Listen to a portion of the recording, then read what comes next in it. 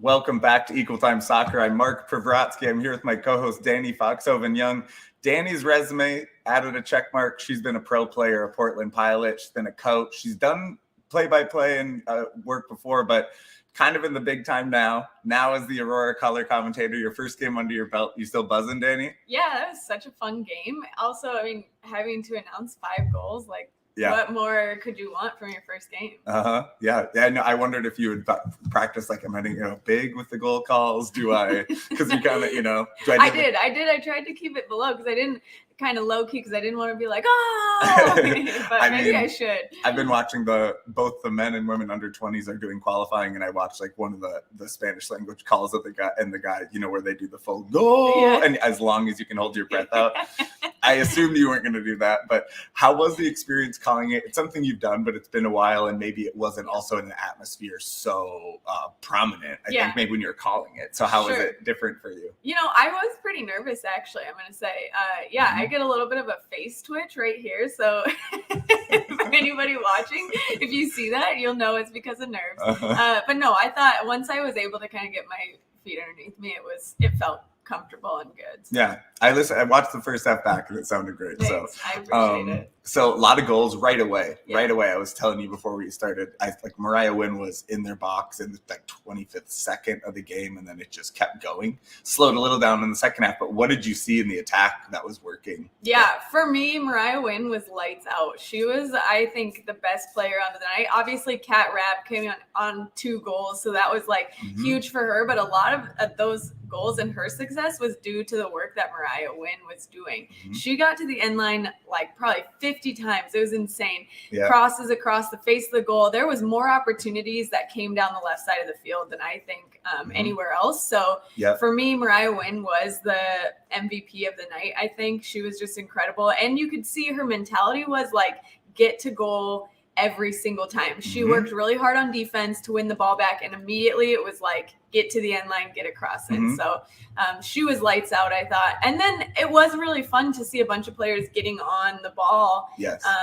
There was some really good combinations across the top of the 18 as well. Sophie French made a lot of crisscrossing runs across the face of the goal, which I think opened up a lot of areas for the attacking mids to get forward. And that opens up a lot of opportunities because Rochester's back line was just trying to keep up at that point. So confusion is always what you want to see as an attacker, from the defensive line. Yeah, and there was a bit of a difference in the midfield too, which kind of prompted that in terms of last year, Sangmin Shah there was so much going through her as that kind of top pivot in the center of midfield. You could have called it the 10 if you want, if you think of it that way.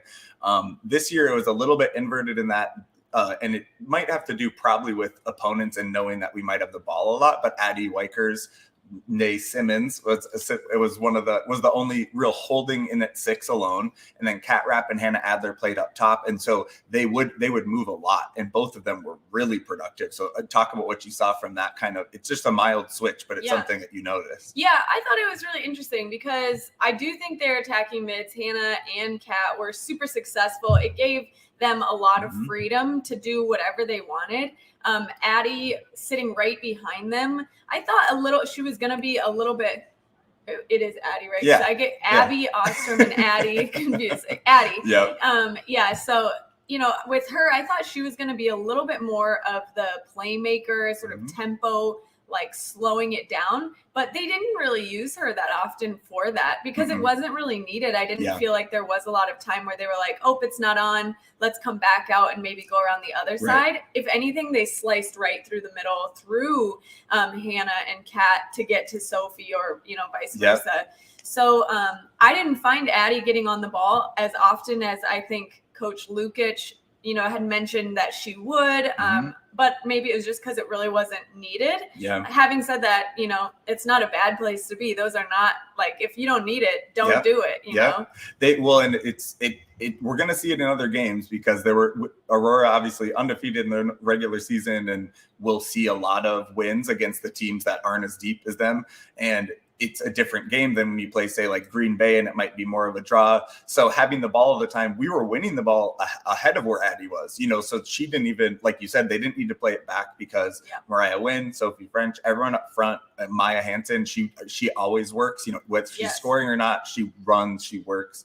And so they just were getting it back, in the deep in Rochester territory a lot of the time. Yeah, they were. And Maya Hansen was amazing up doing high pressure. Yeah. As a forward, I think, especially as a lone forward, or like if you're playing a 4-3-3 as that top solo high man, a lot of times that work is like so underappreciated because you're not really expected to win the ball, but you are expected to force players from one side of the field to the other, and the rest of your team behind you takes their formation off of which way you're forcing that defensive team to play the ball, right? So like if they go to the outside left back, you're forcing them this way, the whole team's going to slide around. And so for me, Maya was lights out at that. She obviously gave good cues because then Sophie and the outside back Abby Ostrom were all able to kind of come around behind her and win the ball back within 1 or 2 passes. So, so that work I think is really underrated. Yeah. And it's Aurora, Morgan Turner's not here anymore. She was the person who would come in, and she was kind of a bigger threat in terms of threat in the air, holding the ball a little more, and also getting in behind. But the way Aurora can line up, like the way they did yesterday, it's just a lot of creative and dynamic players. And they do seem to have the freedom from the coaching staff to move and to switch and transition. And when they're already, talented, the defense was, you could see they were out of sorts at times. It was tough for Rochester. Yeah. And you almost see like in how Coach Lukic does give them freedom, the fact that like Sophie French was coming all the way across the field to the left side of the field. Sometimes her and Mariah Wynn would actually be like within 10 yards of each other, even though they're on opposite sides of the field. And that's like totally encouraged, which for me as a defensive, if you were on the defensive end of that, you'd be like, I don't even know how to defend this. That means you have to shift everybody over and just overload the field so hard, which then Aurora was able to expose because they would play just go straight out, now the open gap on the other side of the field, and be able to get in. So, that's really, really hard to defend against. Yeah. And there's a bit of, the added benefit for Aurora. They tied their first game last year, kind of finding rhythm. They have a lot of core back, and Rochester, this is their first year. So even the other teams like Dutch Lions who are playing today, I'm sure they have a lot of new players, but some type of core for this Rochester squad. It really is a pretty disparate crew. There's some local angles of Rochester players, but that's so tough because with players interchanging the way Aurora was, it requires you to communicate really well, and they haven't played, a bunch of time together. So that's really tough. But our defense did look good. You wouldn't have known that 2 of the people were new players this year. Abby Ostrom and Kenzie Langdock started on the outside again. Langdock seemed to be captaining the squad along with, I think, T. Harris, a veteran. T and Kennedy Faulkner looked great, both in not a ton to do defensively, right? So it's a game where they were involved in some balls deep, some really nice. T was taking some long free kicks.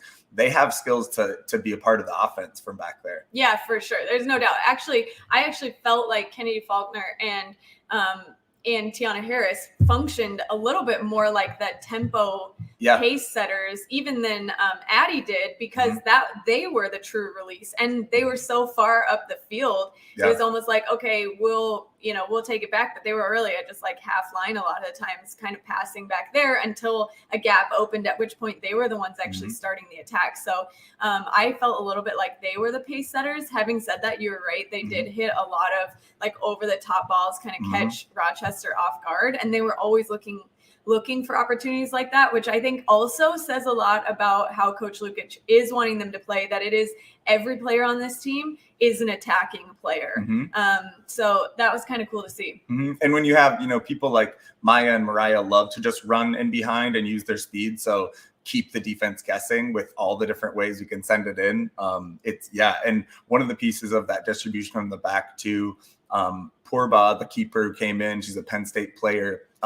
She got the start, and not a ton to do in terms of shot stopping, although rewatching the first half, she had a moment where she came out like 35 yards out and broke up a ball through that I just had missed during the game. Yep. But she was involved in playing out a lot. They would pass back. Sometimes I thought maybe they were even being a little too patient, I guess, of like passing it back to her, but they clearly were fine to hold possession and find the rhythm they wanted and comfortable playing it to her and having her be a part of the offense. Well, and Coach Lukic did say that was one of the reasons why Pregame got to start this last game, was because she is really comfortable with her feet and she could function almost as that 11th player, whereas a lot of times goalies kind of leave the team with like 10, right? So she was really comfortable at coming out, and you could totally see that. She was very much more like front foot off the line than she was going to be holding back. And I agree, there was times where I felt like they did invite some pressure, but I also think that they felt really comfortable with it. So, there's no better time to try to play under pressure like that, especially out of the back, than in a game when you are up and confidence is flowing and, all of that. So I think I didn't think there was any poor choices there. Yeah. So Pregame was in. There was Taylor Kane. You could see had a little bit of a wrap on her hand. So something, just probably a minor injury.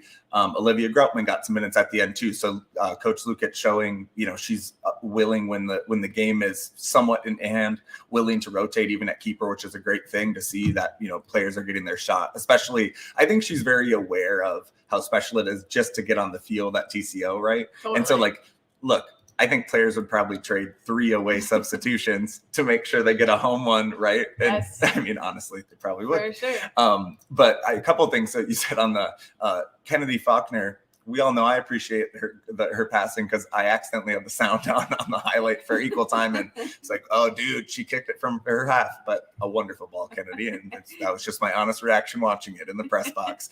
But I wanted to apologize. We had some tech difficulties in the post game, but we missed this question, which I got totally wrong because I was busy getting the highlights of the goals, and I said, Nicole, there's 5 goals, but no choreographed celebrations. How wrong I was, Dani. Yeah. Right away, I'm like grabbing the highlight and trying to get it posted for all of you Patreon. So I missed it. The catwalk, doing a runway walk, which is also, you might not put as like my guess for cat rap celebration, which I loved.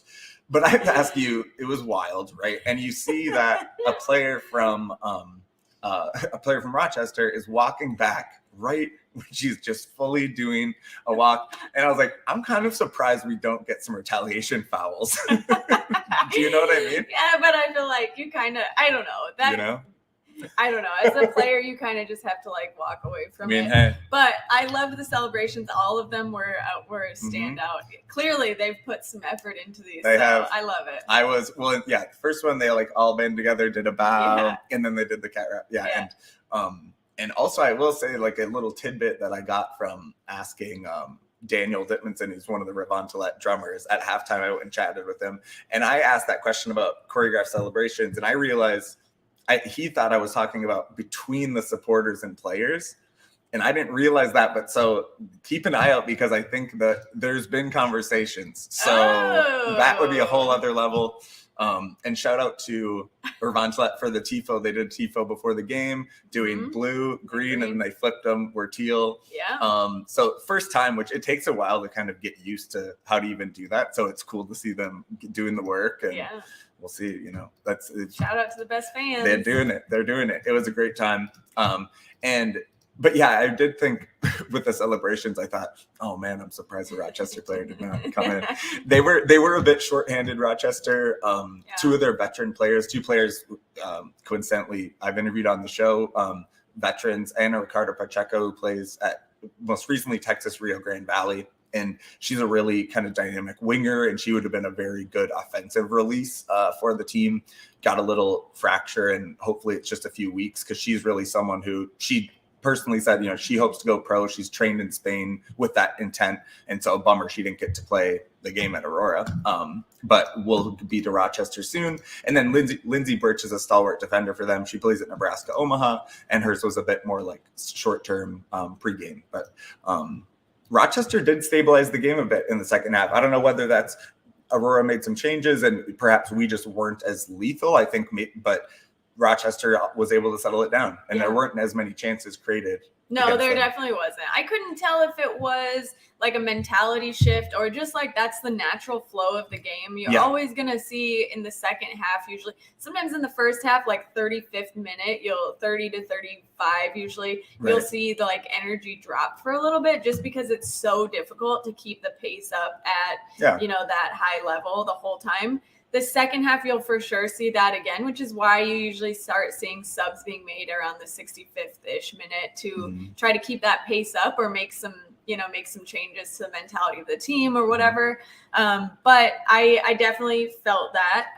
So I don't know if that was like a shift from halftime, or if it was more to like, this is a good opportunity for us to connect with the ball, to move it around, to, you know, connect a lot of passes, or if it really was like, you know, just the normal drop in the game. So I'm not sure, but yes, you're right. Rochester, I felt like did kind of tighten it up a little bit. They had a few more opportunities of connecting more passes. But even then I felt like it was really difficult for them to be able to get more than, you know, 5-6 passes connected. And even then it was in like a compact space. They weren't really able to break out of lines.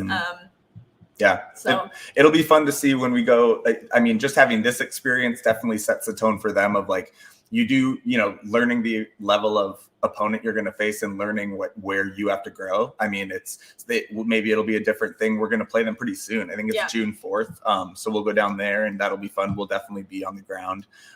One thing, you know, it was 5-0, but of course, like Rochester did have some moments, but we've seen in the W League in every conference, there's some of these scores. Like there's plenty of them that are 1-1 and 2-1, but every conference has had like these 8-0, 7-1, 6. And I don't know if you have a thought on that. I mean, a certain degree of it, I'm sure, is you know, there just is more talent coming in, and so there's certain teams that really have that high level talent. But then, is there a drawback? I mean, you don't as a league, you don't want all the games to end up with a chance of being 5 or 4. You know, is there an issue with competition level when there's scores like that?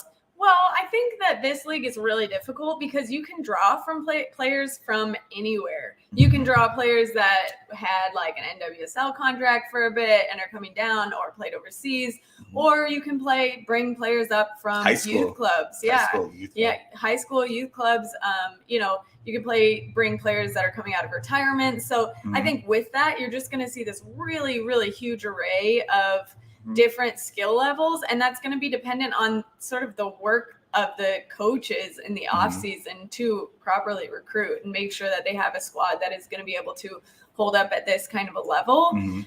For some of these teams, that's not going to be their main focus, right? Like we've talked about it before. Some of these this is the team that just kind of sits atop the youth club league. So a lot of those kids this is an opportunity for them to play up, be challenged by new players, you know, all of that. But it's not necessarily that they're ready to play at this level yet. Or trying to win a trophy. Exactly. So I think that that's kind of just going to be what you get at this league.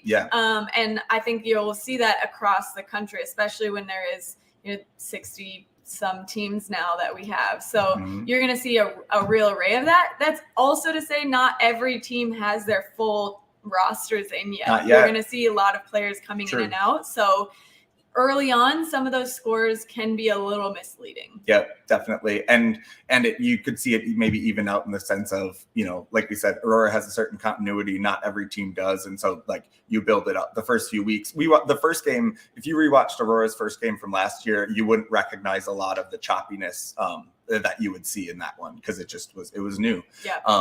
And quick break to read a sponsor from our ad read. Pentz Homes. This show is brought to you by Pentz Homes. Whether you're buying or selling or looking to do some projects in your current home, Nate and Lydia can help you find what you need. Need financing for a basement remodel, looking to add a second bath, or even a workspace now that you're working from home? Pentz Homes and their preferred lender, Angie Shearer, with Luminant Financing, can help find the right financing tool for you. Go to pentzhomes.com or learn more. Find them on social media at Pentz Homes, Petz Homes. Let's Pentz. This is what I get. I was trying to. Dani I'm here to spelled it help. out. This is why. Look, she's in form. She was in in full formal gear doing the game. She's a pro now. Talk about the opponent for today. We got Chicago Dutch Lions. Last year, Aurora won 3-1 at home, 3-0 away. Both those Chicago teams. Chicago City a bit more competitive, but Aurora also.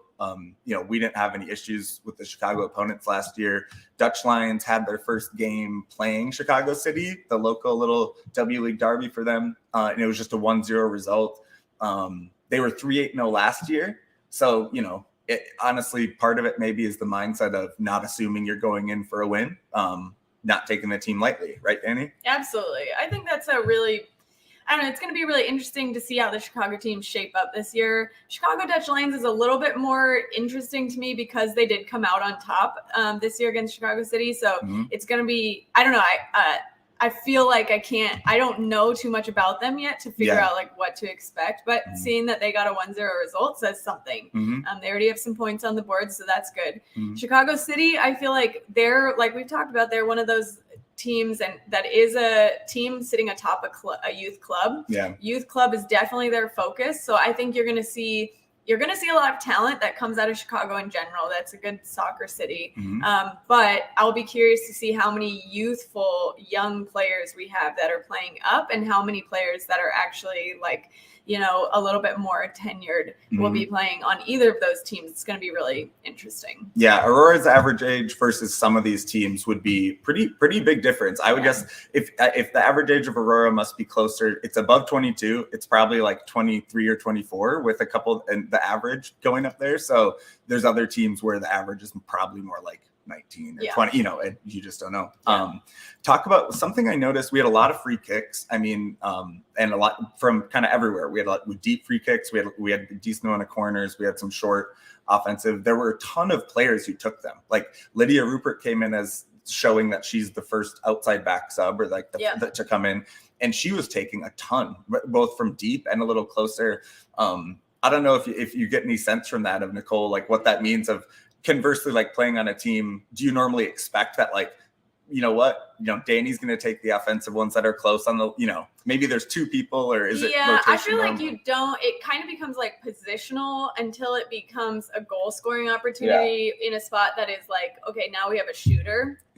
Otherwise it's usually more positional in a play in terms of like, if it's kind of out, in like a, we're not going to score this off a shot, then it's probably going to be an outside back, especially if it's towards the outside of the field, or a center back. I know Tiana taking a lot of this. She was taking them. Yeah, but I do think they were trying to find Tiana as the, the header on a couple of them as well. So it really is more like, what's the goal of this? If it's like we're doing a cross and we're trying to find our big header, Tiana might go forward. Kennedy Faulkner held back. Addie Wickers held back a little bit.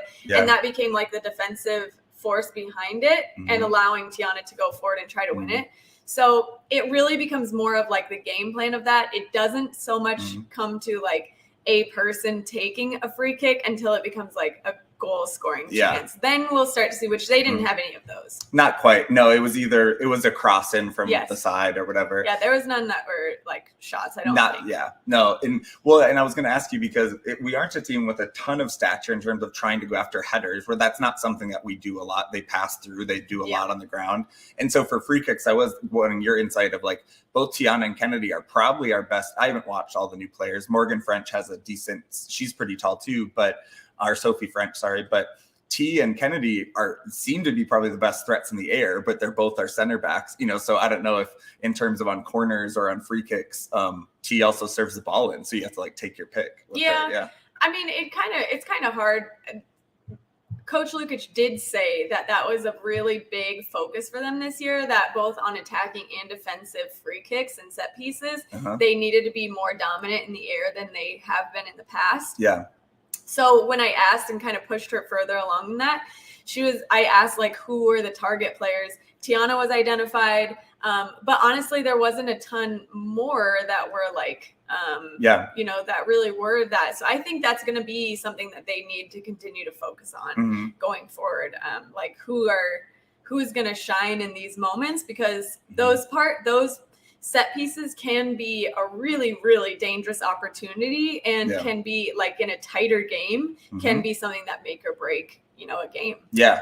And I think Aurora does a really good job. I'd have to rewatch all the kick. I mean, we do, I think, a really good job of finding something out of the kick after, like the second ball, and then making a connection and like getting, maybe Langdot gets the ball deep on it, bounce out and sends it back. I think we create well, but just in terms of actually like intent to score off the free kick. Yeah, it's interesting. And I mean, when you score 5, I guess you don't have to score for free kick, but yeah, like you said, in the playoffs, you'll have teams that are really tough and know that they will just maybe sit all back, and you have to find your moments, right? Yeah.